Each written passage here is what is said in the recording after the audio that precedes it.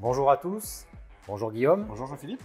Bienvenue dans cette nouvelle vidéo. Comme vous le savez, nous allons vous présenter aujourd'hui le nouveau pistolet 3M à haut rendement.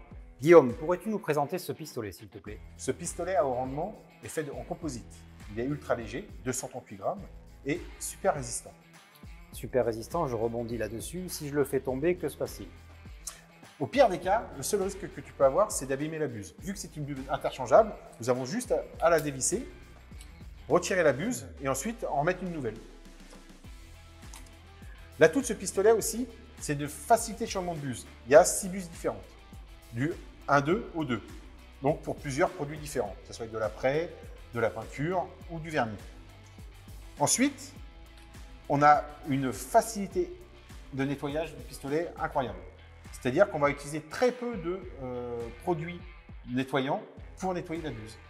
Guillaume, merci pour ces explications concernant le pistolet haut rendement. Maintenant, comment le prendre en main? J'utilise avec le PPS 2.0. Donc juste pour un petit rappel, le PPS 2.0, c'est tout simple, c'est en 3 parties. Il y a un couvercle avec une bague incorporée, une poche et un godet. Nous avons 4 quantités différentes, 850, 650, 400, 200. Il faut savoir que le couvercle du 200, c'est le même que le couvercle du 400 et le couvercle de 850, c'est le même couvercle que le 650. Nous avons 2 filtres différents, un 125 microns et un 200 microns. Et il faut savoir aussi que certains produits s'utilisent sans filtre, on peut retirer le filtre sans problème. Nous avons juste appuyé, faire le quart de tour avec la bague. Ensuite, on choisit notre buse qu'il nous faut pour notre produit. Donc, comme tu sais très bien, il y a plusieurs buses différentes, ça dépend si c'est de la craie ou de la peinture ou même du vernis. On enfile la buse, on fait un quart de tour. Donc là, le pistolet, il est prêt à être utilisé. Ensuite, c'est tout simple, on met le pistolet au-dessus du PPS, on tourne un quart de tour. Et voilà, c'est parti. Donc là, on a juste à brancher l'arrivée d'air et à faire un réglage. Donc, il faut savoir que ce pistolet-là, c'est les mêmes réglages qu'un pistolet métal. Il n'y a aucun souci. Et le même réglage que vous utilisez avant avec vos anciens pistolets. Alors Guillaume, moi j'ai une question et je vois quelque chose qui est très important sur ces godets, c'est la graduation. Parce que je sais qu'on surconsomme des godets de mélange. Là, j'ai l'impression qu'on peut tout mélanger directement sans perdre et jeter ces godets en plastique. Tout à fait, Jean-Philippe. Normalement, tous les systèmes sont écrits sur le côté. Donc, on n'est pas obligé de préparer le mélange en amont dans un godet rigide, puis après transversé. Là, on peut préparer directement dans le godet. Voilà, c'est transparent. On a aussi sur ce PPS-là une petite encoche où on voit le produit qui est à l'intérieur de la poche. À la fin de l'utilisation, on réouvre et on jette cette partie-là. Et c'est tout simple et on recommence le mélange. Tout de suite, Guillaume, une démonstration sur l'utilisation de ce pistolet.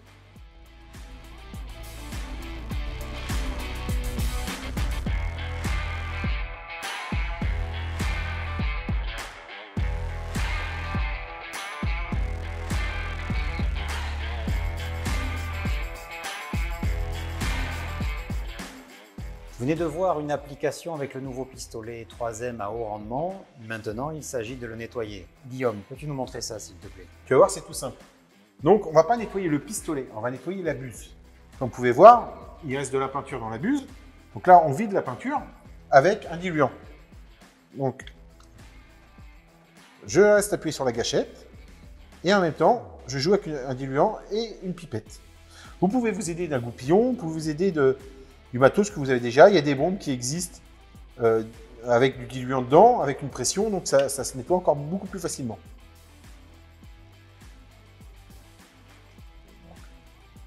Tant que ça continue à couler blanc, on continue à rincer.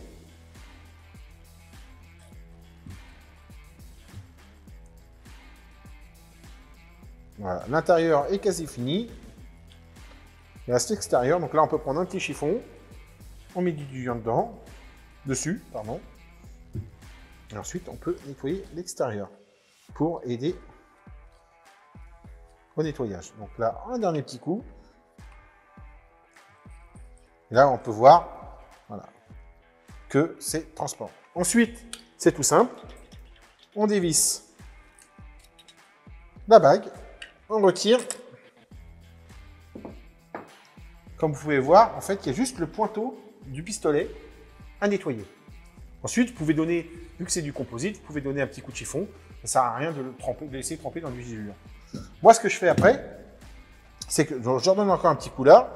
Et ce que j'aime bien faire, c'est donner un petit coup à l'arrière. Voilà. La buse est réutilisable pour une prochaine application.